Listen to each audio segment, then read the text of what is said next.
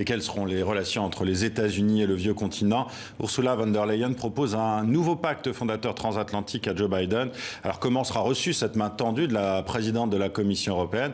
On en parle avec vous, Benoît Ludgen. Vous êtes belge, ancien ministre et aujourd'hui député européen et bourgmestre de la commune de Bastogne. Benoît Ludgen, l'arrivée de Joe Biden va-t-elle redéfinir les relations Europe-États-Unis après 4 ans de mandat de Donald Trump?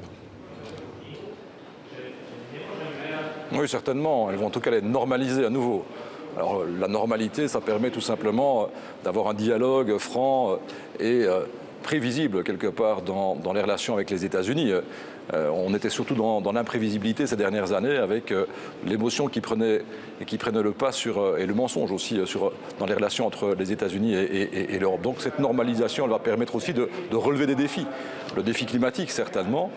Les accords de Paris, vous l'avez vu, Joe Biden a déjà pris le premier décret en la matière et c'est ensemble, Européens et aussi Américains, qu'on pourra relever ce défi-là pour donner le ton au niveau mondial. On aura besoin de l'ensemble du monde pour y parvenir. Deuxième élément, certainement au niveau de l'OTAN, il y aura des éléments qui vont apporter aussi plus de rationalité dans les relations. C'est un élément évidemment extrêmement important. Et enfin, et surtout peut-être dans les relations commerciales, bien sûr entre Américains et Européens, mais aussi dans des accords qu'on pourrait passer avec d'autres entités. Je pense que cette normalisation, elle va apporter beaucoup de choses, beaucoup de bonnes choses pour les Européens et les Américains. La normalité peut apporter, en termes en tout cas de relations nouvelles entre les États-Unis et l'Europe. Nous restons des amis depuis longtemps, même s'il y a on était bousculés ces dernières années, c'est le moins qu'on puisse dire. Benoît Ludgen, justement, cette normalité, cette normalisation des relations entre l'Europe et les États-Unis, j'imagine que pour vous c'est important. Je rappelle que vous êtes le bourgmestre donc, de Bastogne, une commune belge où les soldats américains se sont battus contre les Allemands en 1944.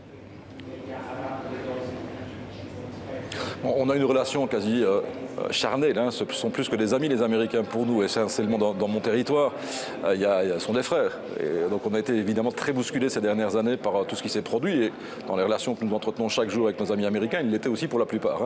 Hein. Maintenant, faut pas se leurrer. Donc on a effectivement ces relations fraternelles. Ça n'enlèvera pas des difficultés qu'on va pouvoir connaître même avec l'administration Biden concernant par exemple la taxation des GAFA au niveau européen. Ça va être un dossier qui ne va pas être facile. C'est pas parce que Trump est parti qu'on va régler ça immédiatement. Les tensions seront importantes. Mais au moins, on pourra avoir ce dialogue et essayer de trouver des solutions ensemble. Et on n'aura pas une riposte commerciale immédiate comme on a pu le connaître quand l'Europe envisageait tout simplement de taxer les GAFA. Donc tout ne va pas se régler. Mais bon, la fraternité et les liens très forts que nous entretenons avec les Américains, ils vont pouvoir à nouveau se nourrir dans un dialogue franc entre nous. Et ça, c'est le plus important. Et je terminerai simplement en disant un élément. La liberté. On doit effectivement notre liberté aux Américains. En tout cas, on le ressent comme ça sur nos territoires. La caisse de résonance de Trump en Europe, elle n'était pas neutre. Elle entretenait quelque part aussi des formes de populisme, elle entretenait certains extrémistes sur le territoire européen.